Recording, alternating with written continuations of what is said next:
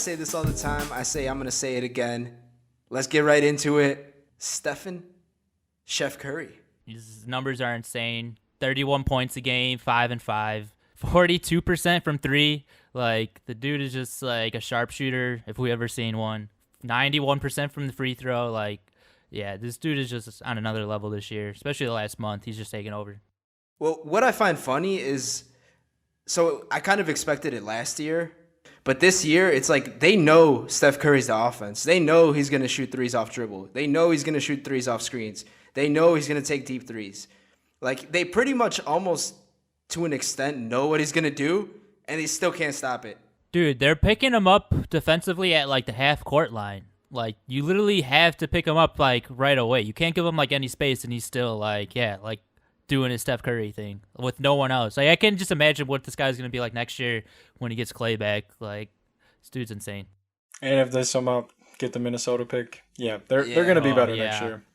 And another funny thing is essentially when they do pick and rolls, like both of the guys, like the guy covering the guy sending the pick and then the guy covering Steph, they essentially both like trap on him to cover the 3-point shot, and they still can't stop it. I mean, that's what gives Draymond Green what makes him so good, is that both guys have to basically cover Steph, which gives Draymond basically like a 4-on-3, like head first straight to the basket. And it's like he's like one of the most like deadly guys in that situation where he's going to be able to know to make the right decision. So like I think like overall those two guys are just really working well together this year. Yeah, it's just the power of an unselfish superstar. Even when he's not involved with the ball or setting a screen, like off-ball action, he's setting a screen. He is the most dynamic superstar we've ever seen, and he's also the most unselfish superstar we've ever seen for being willing to sacrifice his role in the offense and not be looked at as the guy who has the ball at all times. He allows Draymond to take control. He allows other guys to take control, and it's really what has allowed him to become the greatest shooter of all time.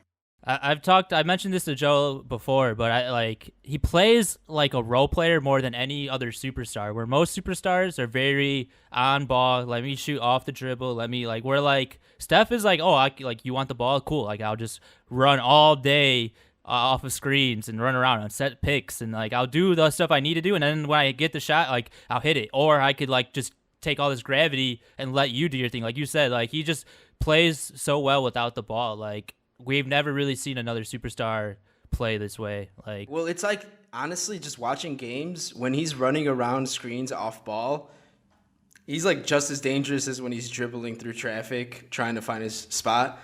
It's like funny because like usually when you watch games, you try to see where the ball's going, like the person that has the ball, and whenever like the Warriors, you always just look at Steph. You don't really look at the ball all the time. And it's one of the few players. Ray Allen is like kind of another guy where it was like the same thing where you like you always had to know where Ray Allen was. Like he was always trying to hug some corner for a corner three or something like that. And hot route.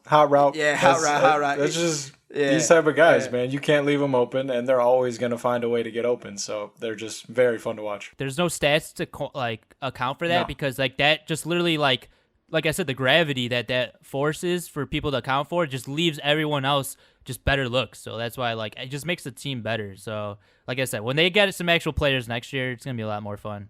Yeah, and that's the threat of the Warriors, and that's why the Warriors are so elite, is because it's almost like it makes everyone second guess. Like, should I double team on the close with Steph, or should I trust the guy to cover him?